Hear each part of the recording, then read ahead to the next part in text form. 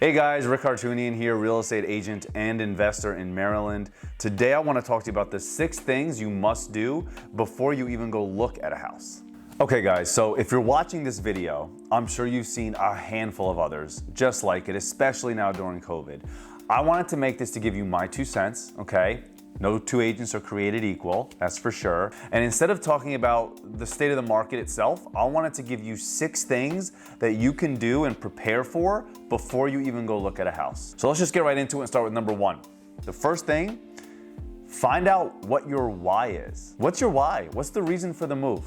Have you thought about this? I know that many first-time home buyers, which I'm sure a lot of you are, thought about moving simply because you're renting, you're being told that you should own a home, that it's better to own instead of rent. But really ask yourself that question and find out, what's my why? What's your current living situation? Are you moving because you have to or because you want to? For a job or for family? Ask yourself that question. I promise you it's gonna make the rest of the transaction that much easier for you if you have a good foundational understanding of what is your why. Number 2, we gotta focus here. Ooh, okay. Number 2, this is not something I normally say, and that's actually gonna be to use the online sites, Zillow, Realtor.com, whatever else that you guys are using to find and take a look at homes, and also take the time to drive these areas. Normally, I'd say stay away from these sites and get yourself a real estate agent first, but I think it's good to take a look, see what's available or how little is available. Use these sites to get a good idea of what some homes look like, right? Layouts. Do you like single family homes or maybe just townhomes? 3 beds, 2 beds. Use the different criteria filters. Have an idea of what the price points look like. It's gonna be important that you have a good understanding of what you're able to afford. But for now, hop on these sites and drive the location. Make sure you like the area. Unless you know the area already, go take a drive. Seeing who's out walking around, some of the stores nearby, the restaurants, it gives you a much better idea of the neighborhood than just a quick picture online of a house. Use these sites to get a good understanding and maybe dial in some of the features that you like in a home. Number 3. So, this is the one that I'm sure many of you have heard. If you haven't done this step, it's what you're gonna hear time and time again. It's gonna be to get a pre-approval from your lender. Sometimes it's easier to find the agent and use their preferred lenders. The main reason behind the pre-approval, truthfully, is to make sure that you are financially ready and able to buy a home, right? You don't wanna be going out looking at homes if you can't afford it or can't even put an offer in on it. So real estate agents and lenders and sellers want to make sure that you are able to buy their house. Say you're renting right now for $1,500 a month and you have an idea of what that looks like, your bills, how much money you have saved in the bank, so on and so forth. And you know that $1,500 is kind of the limit you want to stay at. Maybe you want to go up a few hundred, maybe you want to go down. Whatever that limit is, have that discussion with your lender and then he will begin to work with your agent and you guys can put a game plan together to find what that max home purchase price is. I can't tell you how many times buyers go out and look at homes that are way over their budget. Way over their budget. They love the house, huge yard, 4,000, 5,000 square feet, 200,000 above their price point, and they fall in love with it. It's so difficult to work backwards and now go look at other homes that are just much different. Stick to a max budget. So that way you're not looking outside your comfort financial zone and you're not going to, upset yourself, and you want to keep this process as smooth as possible. The other reason you want to have a discussion with your lender, especially now during the pre-approval and during COVID, is because guidelines have definitely changed a bit since maybe a year ago when you were last looking or thinking about buying. So find out what your credit score is, how much money you have in savings to put a down payment for. There are other factors that come into play when getting the pre-approval. If you have any questions, leave a comment below. I'll be happy to answer and go in more detail about the pre-approval or the mortgage and lending process in general. Number 4, picking your real estate agent.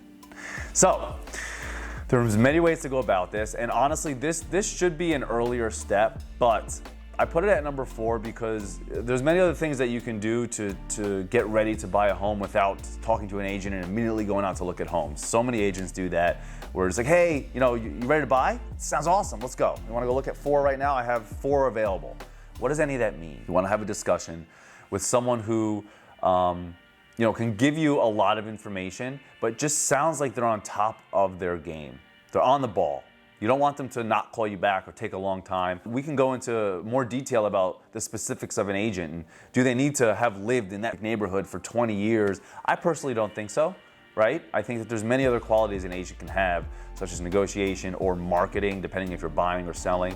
But it's more of a personal relationship that you have with that agent. How's the discussion go when you first meet over coffee or over Zoom? Do you guys get along? Does it sound like someone you could be friends with even?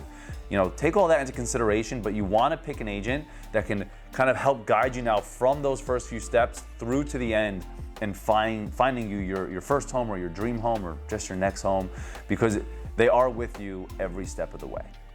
Okay guys, number 5, make a game plan.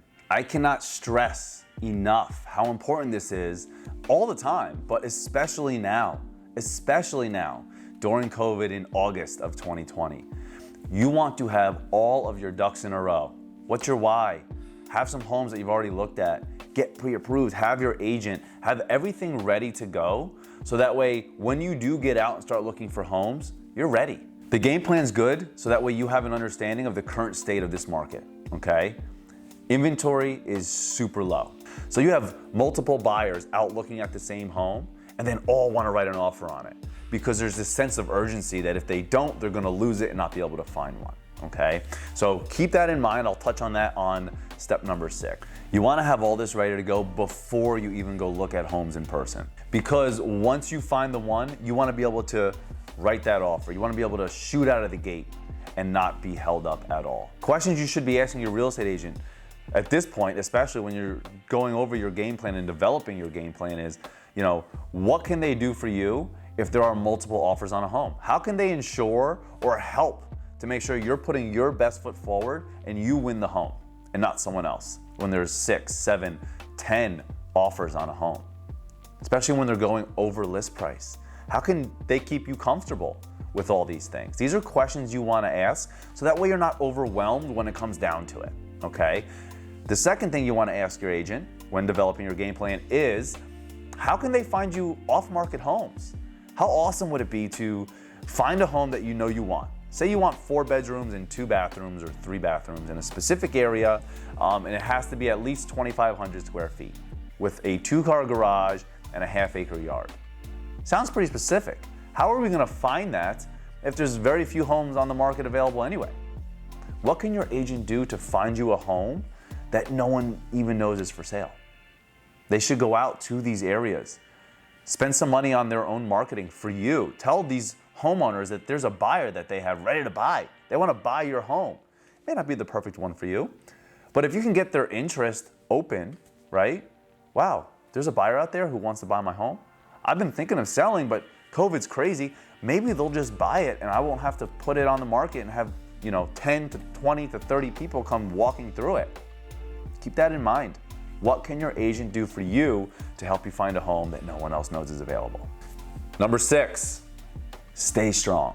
You're gonna be out looking in a market that is pretty wild. Everyone knows it. You read about it every single day in the news. You have to stay strong because you are going to find the home that you want. It may not be the first home you see, it may not be the 20th.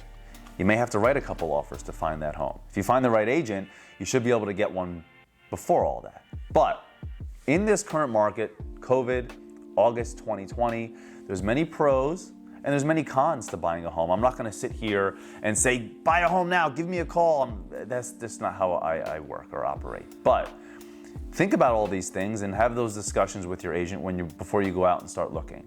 There's gonna be multiple offers on homes. There's gonna be many other people that want the same home that you want. Again, stay strong. Make sure you're putting your best foot forward. You have a strong offer, the strongest that you can do, and you'll never have any regrets. If you don't have all your questions answered, if you're not completely ready to go and you miss out on a home because of that, or if you're thinking you can get a deal, that's when you start to have those regrets and doubts and you get a bit deflated. If you miss out on one, yes, it's disappointing, but if you know you gave it your all, this goes for anything in life, then there's nothing to be upset about. There's nothing you left behind or left out. Many of these offers, like I mentioned, are going super high above list price. 10, 20, 30, more, $1,000 over list price. And people are buying them. One thing that you can rely on and have this discussion with your agent is called the appraisal contingency. I will make another video on that topic along with some other specific topics. Again, comment below if you guys have any questions, any other ideas and topics you'd like to hear. I'd be more than happy to answer them as we get into this. I'm gonna be making a lot more videos. I plan on doing one video every single week. Right now, I'm not exactly sure what day, so I'll let you know. But if you like what you hear, there's gonna be more to come. So hit the subscribe button, click on the bell for notifications. I'll see you on the next video.